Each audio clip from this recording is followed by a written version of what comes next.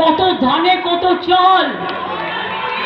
না, আমি চাই না কারো বিরুদ্ধে কুৎসা করতে, অপপ্রচার করতে, অশান্তি করতে। নিজের গায়ে থুতু ফেললে, থুতুটা অপরের দিকে ফেললে নিজের গায়ে লাগে।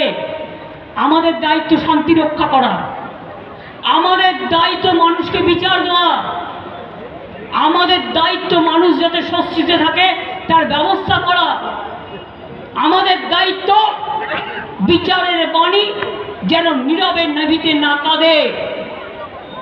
নির্দোষী মানুষকে হ্যারাস নয়। সিবিআইকে দেওয়ার আগেই বিজেপি নেতারা বলে দিচ্ছেন কাকে কাকে গ্রেপ্তার করা উচিত। কেন? If CBI is a impartial organization, then what for BJP leaders are disclosing all the names who will be arrested by the CBI or not? It is not your duty. CBI is an impartial organization. Let